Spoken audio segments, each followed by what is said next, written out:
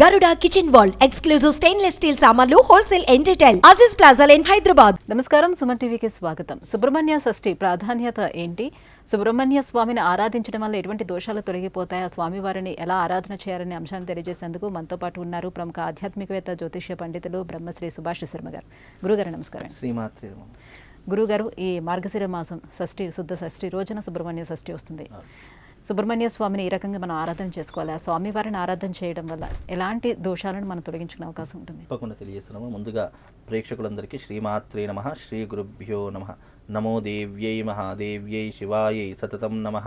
నమ ప్రకృత్యై భద్రాయై నిహతాం ప్రణతాస్మిత. సుబ్రహ్మణ్య షష్ఠి, దీనిని స్కంద షష్ఠి అని కూడా పిలుస్తూ ఉంటారు. అయితే ఇక్కడ షణ్ముఖుడు అనేటటువంటి పేరుతో కూడా పిలుస్తుంటారు. అంటే 6 ముఖములు కలిగినటువంటి వాడు సుబ్రహ్మణ్య స్వామి. సుబ్రహ్మణ్య స్వామిని ఒక్కసారి తలుచుకుంటే అతని శరీరం మీద ఉన్నటువంటి ఆభరణాలన్నీ కూడా సర్పముతో కూడుకున్నటువంటి ఆభరణాలు ఉంటాయి. అంటే ఈ సర్పాలకు అధిదేవత కూడా సుబ్రహ్మణ్య స్వామిని కూడా పూజిస్తూ ఉంటారు.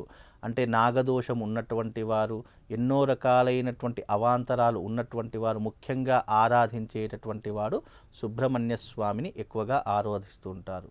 అయితే జీవితంలో ఎప్పుడైనా ఒకటి గుర్తుపెట్టుకోండి, జీవితంలో నాగదోషం ఉంది, లేదా జీవితంలో వివాహం కావట్లేదు, జీవితంలో సంతానం కావట్లేదు, జీవితంలో అభివృద్ధి రావట్లేదు, డెవలప్మెంట్ కావట్లేదు అని అనుకుంటే గనక సుబ్రహ్మణ్య స్వామిని ఆరాధించడం ద్వారా వ్యతిరేకతలన్నీ కూడా తొలగిపోయే అవకాశము చాలా మట్టుకు మనిషి జీవితంలో ఏర్పడుతుంది. సుబ్రహ్మణ్య స్వామిని దేవతలను కొలిచే విధానాలు సనాతన ధర్మంలో చాలా విధానాలు చెప్పారు. కానీ అన్ని విధానాలు అందరూ అలవర్చుకోలేరు. కాబట్టి సులువైనటువంటి విధానము, సులువైనటువంటి మార్గము, సుబ్రహ్మణ్య స్వామిని ఆరాధించేటటువంటి మార్గాలు ఎన్నో రకాలుగా సనాతన ధర్మం మనకి ఏర్పరిచింది. అయితే దీనిని కొంతమంది వ్రతరూపకంగా ఆరాధిస్తూ ఉంటారు. దీనిని సుబ్రహ్మణ్య షష్ఠిని వ్రతరూపకంగా ఆరాధిస్తారు. ఆ రోజున స్వామివారికి అభిషేక రూపకంగా ఆరాధిస్తారు.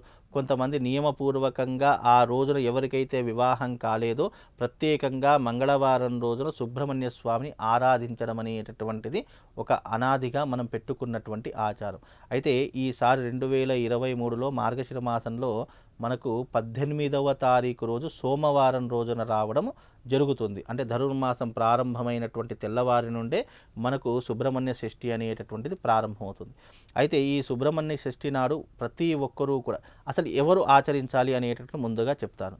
ఎవరికైతే జీవితంలో అప్పుల బాధలు, అనారోగ్య సమస్యలు ఉన్నాయో, ఎవరికైతే జీవితంలో సరైనటువంటి సమయానికి పెళ్ళి కాలేదు, లేదా ఇప్పటికీ పెళ్ళి కాని వారు ఎవరైనా ఉన్నటువంటి వారు, లేదు అంటే జీవితంలో పెళ్ళి చాలా రోజులైపోయింది, సంతాన భాగ్యం లేదు అనేటటువంటి వారు, జీవితంలో అభివృద్ధి లేనటువంటి వారు, డెవలప్మెంట్ లేనటువంటి వారు, జీవితంలో ఎంత కష్టపడ్డా కూడా నేను వృద్ధిలోకి రాలేకపోతున్నాను అనే డిప్రెషన్లో ఉన్నటువంటి వారు, ఇలా ఉన్నటువంటి ప్రతి ఒక్కరూ కూడా ఈ షష్ఠి నాడు ఆరాధించవలసింది ఏమిటి అంటే గనక సుబ్రహ్మణ్య స్వామి దేవాలయం ఎక్కడైతే దగ్గరలో ఉంటుందో అక్కడికి వెళ్ళి ప్రత్యేకంగా స్వామివారికి అభిషేకాది క్రతువులు గనక ఆరాధించిన, లేదు అంటే ఆ రోజున వీలైతే ఎవరి ఇంట్లోనైనా వాళ్ళు యజ్ఞయాగాదులు నిర్వహించిన, దాని యొక్క ప్రభావం వల్ల జీవితంలో వచ్చేటటువంటి వ్యతిరేకతలన్నీ కూడా తొలగిపోయేటటువంటి అవకాశము ఈ సుబ్రహ్మణ్య షష్ఠికి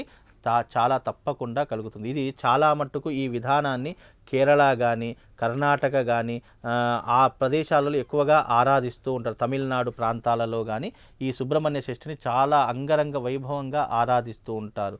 చాలా చక్కగా ఘనంగా నిర్వహించుకుంటారు. కనుక ఇలాంటి విషయాలలో ఏ వ్యతిరేకతలు ఉన్నా సుబ్రహ్మణ్య స్వామిని ఆ రోజున అభిషేకించింది. లేదు మాకు అభిషేకం చేసే టైం లేదండి, మాకు పరిస్థితి లేదండి, మేము ఇంట్లోనే కూర్చుని ఏదైనా పూజ చేసుకోవాలి అంటే గనక సుబ్రహ్మణ్య స్వామికి సంబంధించినటువంటి అష్టోత్తరములు ఉంటాయి. 108 రకాల పేర్లు ఉంటాయి. అవి నువ్వు చదువుకున్నట్టయితే సుబ్రహ్మణ్య స్వామిని ఆరాధించినటువంటి ఒక గొప్పనైనటువంటి పుణ్యం నీ జీవితంలో కలుగుతుంది.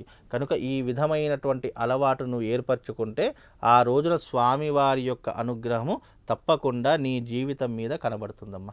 ఇక్కడ ఏంటంటే మనకి చాలా గుడుల్లో జంట నాగులు రావి చెట్టు కింద పెడుతూ ఉంటారు, దాన్నే సుబ్రహ్మణ్య స్వామి అని కూడా ఆరాధన చేస్తూ ఉంటారు.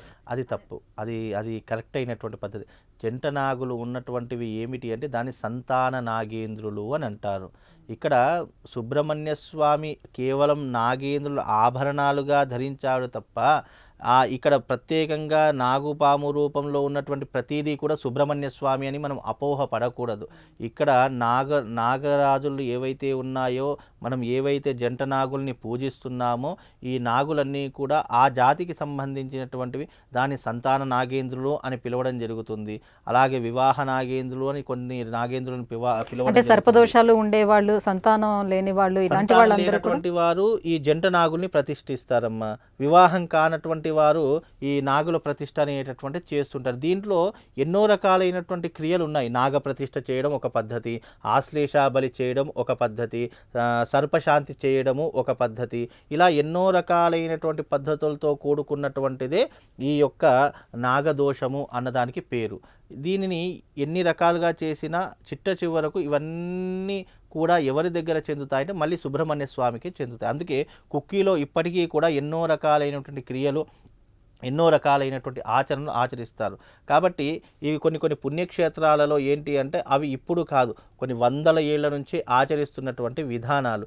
అక్కడ ఆచరించడం ద్వారా కొంతమంది 1,00,000 మంది ఆచరిస్తే అందులో దాదాపు ఒక 99,000 మందికైనా కోరికలు నెరవేరుతూ ఉన్నాయి అని విశ్వసిస్తున్నారు. కాబట్టి ఇప్పటికీ కూడా చాలామంది సుబ్రహ్మణ్య శ్రేష్ఠిని ఆరాధిస్తున్నారు. సుబ్రహ్మణ్య షష్ఠి నాడు ఎవరికైనా నాగదోషం ఉన్నా, కాలసర్ప దోషం ఉన్నా, ఎవరికైనా ఏదైనా ఇబ్బందులు ఉన్నా ఆ రోజున ఈ సుబ్రహ్మణ్య షష్ఠి రోజు కాలసర్పదోష పరిహారాలు చేయించుకోవాలి. చేయించుకుంటే తప్పకుండా ఆ రోజున ఆ దోషము తొలగిపోయి వాళ్ళ జీవితంలో వ్యతిరేకతలు అనేటటువంటివి బయటపడేటటువంటి అవకాశం చాలా మట్టుకు కనిపిస్తుందమ్మా. ఈ రకంగా చేసుకోవచ్చు. అభిషేకం చేసుకోవచ్చు, అర్చన చేసుకోవచ్చు, ఇంట్లో ఉండి అష్టోత్తరం చదువుకోవచ్చు. ఏది ఏమైనప్పటికీ సుబ్రహ్మణ్య స్వామి షష్ఠి రోజు కాబట్టి ఆ రోజున స్వామిని ధ్యానం చేసుకున్నా, మనసులో మననం చేసుకున్నా, ఆ స్వామివారి యొక్క రూపం ఒక్కసారి మనసులో తలుచుకున్నా ఎన్నో రకాలైనటువంటి జన్మల పుణ్యం కలుగుతుంది. పర్టికులర్గా ధర్మం నువ్వు ఇదే రకంగా చెయ్యమని చెప్పలేదు. నీ శక్తి ఏంటి, నీ పరిస్థితి ఏంటి, నీ విధానం ఏంటి, దాన్ని బట్టి నువ్వు భగవంతుని అర్చన చేసుకో అని చెప్పినటువంటి విధానమే మన సనాతన ధర్మం అమ్మ. సుబ్రహ్మణ్య షష్ఠి వైశిష్ట్యం ఏమిటి, స్వామివారిని ఏ రకంగా ఆరాధన చేయాలనే విషయాలు తెలియజేసినందుకు ధన్యవాదాలు గురుగారు. శ్రీమాత.